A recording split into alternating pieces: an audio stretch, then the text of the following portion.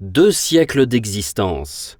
L'auteur de ces lignes, fier des 116 ans d'Historia, s'incline devant les 200 ans d'un confrère né sous la Restauration en tant que feuille théâtrale et qui prit à Beaumarchais pour titre le nom de son héros le plus brillant et pour devise une des répliques de la pièce éponyme. Sans la liberté de blâmer, il n'est point d'éloge flatteur.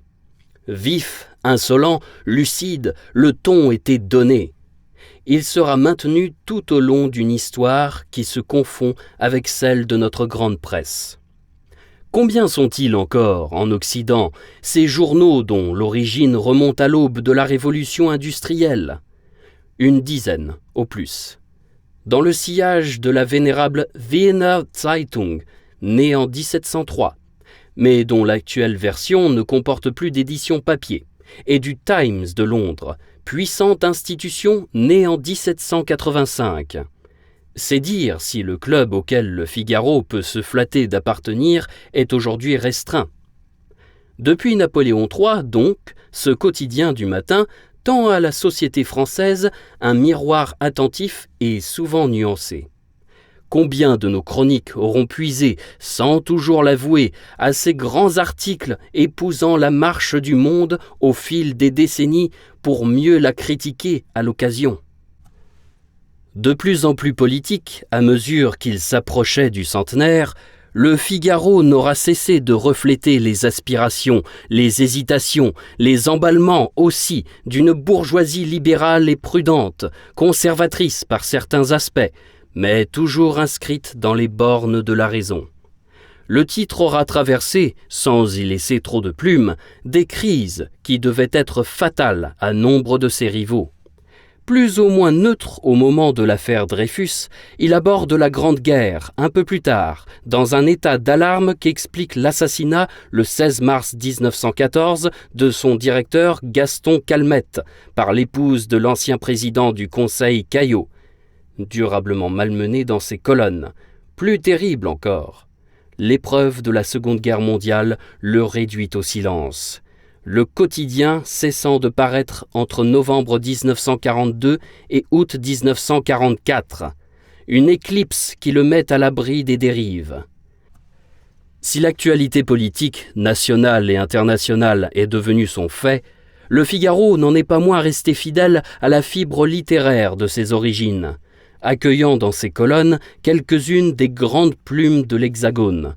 Marcel Proust, évidemment, mais avant lui, Théophile Gautier ou Alphonse Karr, plus tard François Mauriac, Antoine Blondin, Pierre Mac Orlan. Encore plus près de nous, Félicien Marceau ou Jean d'Ormesson.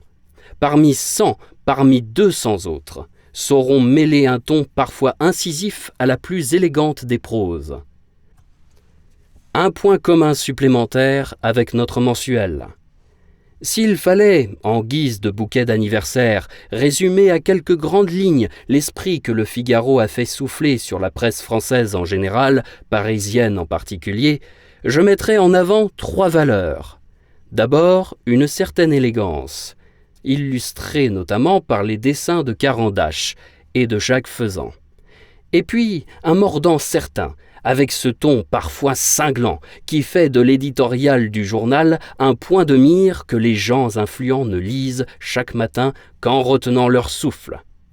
La 3e boussole du Figaro, à moins qu'il ne s'agisse de la première, me paraît être la liberté. Cette liberté dont le journal n'aura cessé de se faire l'apôtre.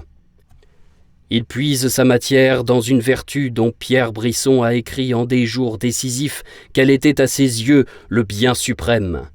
Au fond, le grand air de Figaro, c'est l'air de la liberté, écrit Alexis Brézet, son actuel directeur, successeur au XXIe siècle d'Hippolyte de Villemessant, Francis Magnard, François Coty, Robert Hersant ou Yves de Chaise-Martin.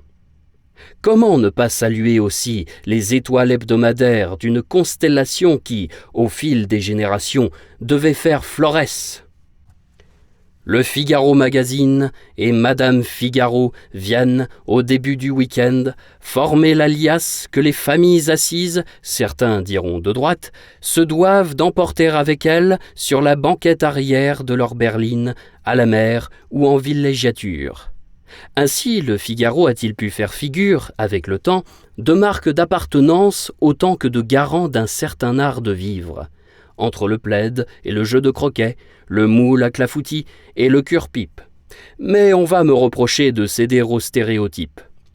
À l'occasion de son bicentenaire, le journal, aujourd'hui relayé par une chaîne de télévision et un site important sur le web, annonce pour la mi-janvier 2026 des numéros spéciaux, un documentaire, un beau livre, une exposition au Grand Palais confiée à Claire Blandin et Guillaume Perrault, ainsi que 3 soirées au cours desquelles Fabrice Lucchini viendra dire, à sa manière figaresque, quelques morceaux de bravoure.